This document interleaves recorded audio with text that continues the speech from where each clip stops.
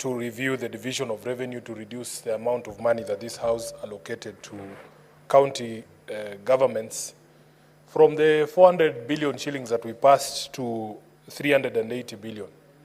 Honorable Speaker, I was listening to my brother Khalwale praising his governor for paying pending bills of 771 million shillings.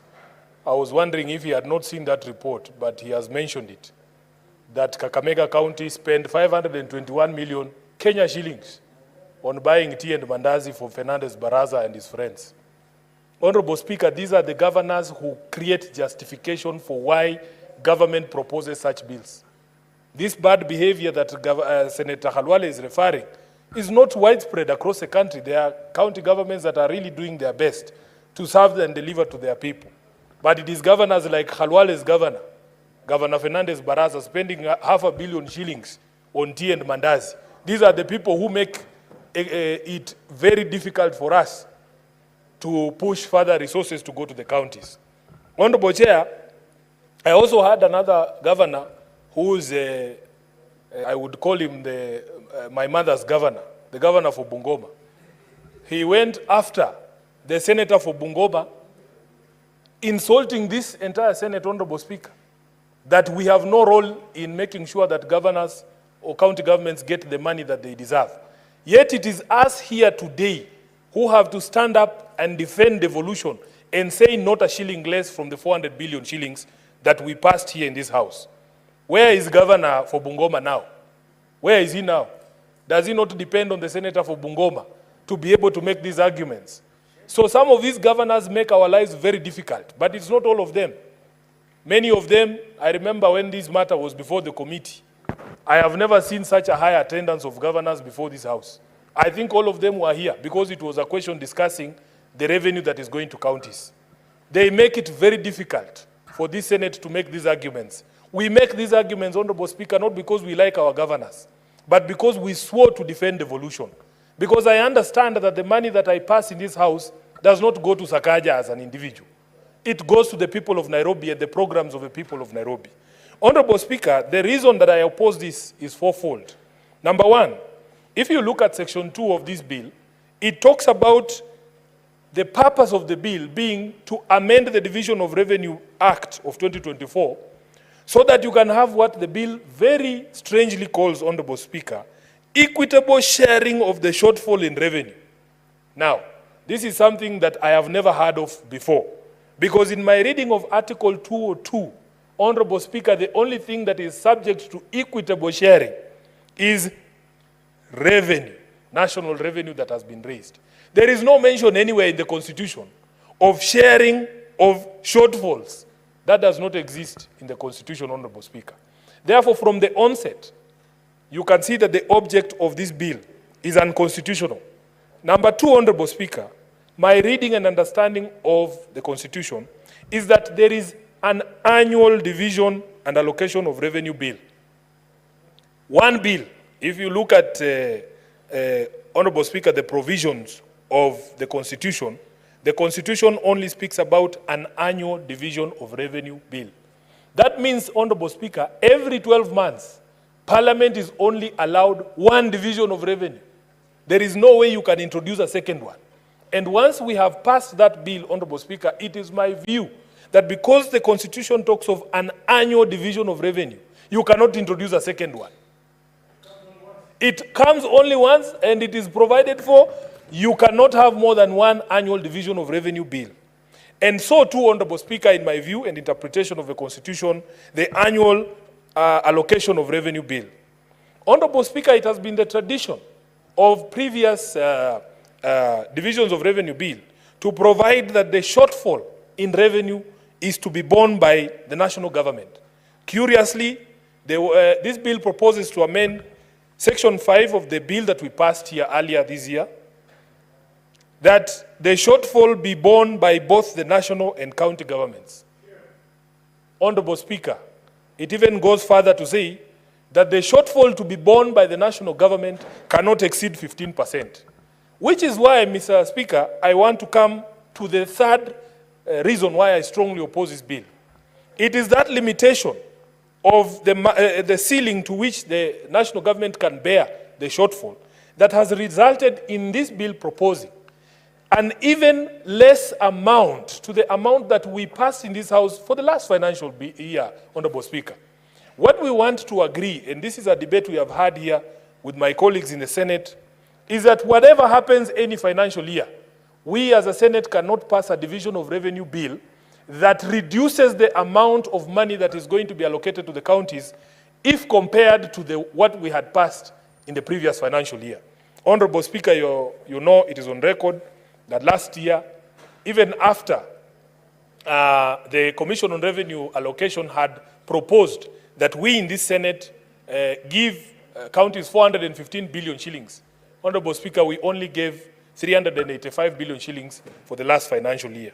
This bill proposes a figure of 380 billion shillings, which is 5 billion shillings less than the amount that was sent to the counties last year. Honorable Speaker, as the Democrats in the US are now saying, we are not going back. We must push this journey of devolution forward. We cannot go back to 380 because to do so, next year we will be told, these counties now we will give them 370 at some point, Honorable Speaker, because the enemies of devolution continue to gather. At some point, Honorable Khalwale, if we are not careful, we will be told it's 300, then 250, then 200, then we'll be told all these functions now will be transferred back to the national government. As people sworn to defend devolution, Honorable Speaker, it is my view that as the pocket of devolution shrinks, even so the role of this Senate and the role of senators.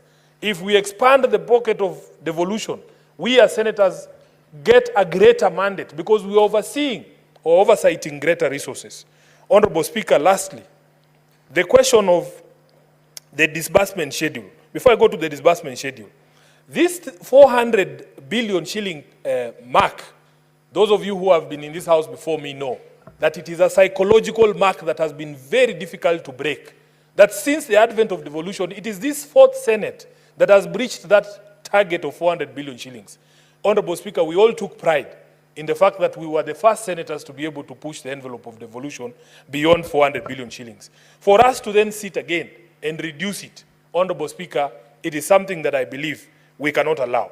And it is because, in my view, the law already anticipates on how to deal with shortfalls. I don't refuse that because of the matter of the Finance Act and the fact that the President had to return it, it has resulted in a shortfall in the provisions for the budget that we had this year.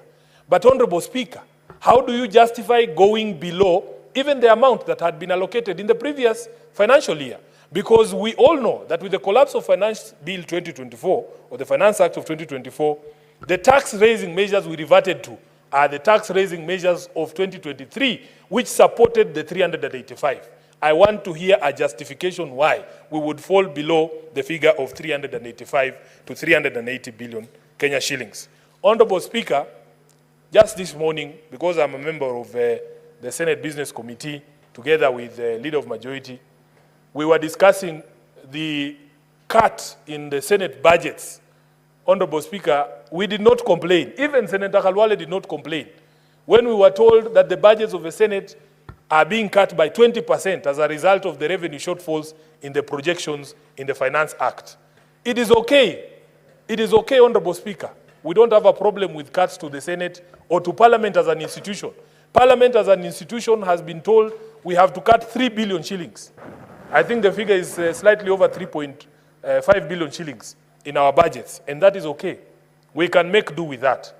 But for the people waiting for services in the grassroots, in the counties, Honorable Speaker, we cannot afford to take a step back. I will give you an example, Honorable Speaker. I was very proud as a Senator of Nairobi that for the first time, the County of Nairobi was going to receive above 20 billion shillings in its shareable revenue. We have a program in Nairobi called the School Feeding Program, Honorable Speaker, and it gobbles up almost 10% of the entire amount we receive as equitable revenue. Unfortunately, Honorable Speaker, although that program is expressed to cost almost 1.8 billion shillings, that program is only sufficient to serve 30% of the children of Nairobi, leaving a whopping 70% of the children of Nairobi outside that program. Now, the promise by the governor is that his plan is to expand it so that it can feed all the children of Nairobi, to expand it to the so-called up-bed schools, informal schools, which carry the majority of the school-going children in Nairobi. We need money. Honorable Speaker, we need money. In Nairobi, we need money. I know Senator Khalwale has praised my governor about the revenue-raising measures that have been put in place, but we have come nowhere close to the potential of Nairobi, as per the estimates from even the control of budget himself. So, Honorable Speaker, we need money in Nairobi. Now, the most heartbreaking thing for me when I came to this Senate is to discover that you can actually be allocated money in a budget, but receiving that money is a different story altogether. We passed something here, Honorable Speaker, called the Disbursement Schedule, which Treasury has never honored.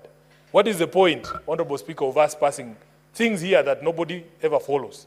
The governors there are the exchequer, money hitting the county government's account is a hit and miss game. It's just pata potea, Honorable Speaker. You can go 3 months, you can go 2 months, you can go 4 months without money, and you don't know when it will come. So it has been very disappointing for me to realize that we can put up this fight, and yet, at the end of the day, this money will not reach the grassroots in the manner in which it is proposed to reach. So, Honorable Chair, Honorable Speaker, my view is that as a Senate, we should always try to fight to push the envelope for the basket of devolution.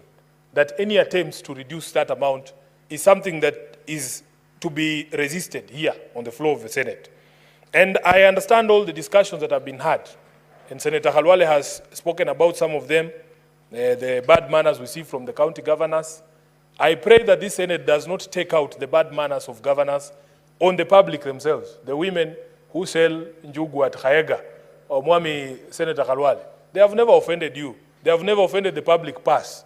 So we must find a way of dealing with some of these governors. And I'm really looking forward to these 2 governors appearing before the Senate, the ones I've mentioned here, because they are in the habit of addressing members of the Senate at funerals. At funerals. And even inciting some MCAs, you hear them insulting senators from morning to evening. But when they come here, Honorable Speaker, you will think they are those mutotomisa we used to see when we were doing pastoral class. So another one came here, even he tried to run away from the committee by saying that he had forgotten his glasses at home, he couldn't see, because he didn't want to read the document that was incriminating.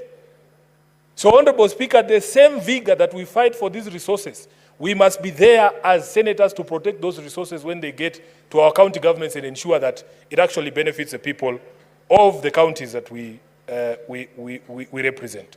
So, Honorable Speaker, with those few remarks, I want to say categorically that for me, I do not think that there is enough justification for this reduction beyond even what was allocated last year. And I would wish that every time we get opportunity to vote for monies for the counties, we are increasing and not decreasing. I thank you, Honorable Speaker. Thank you, Senator Sifuna. Senator Mongatana.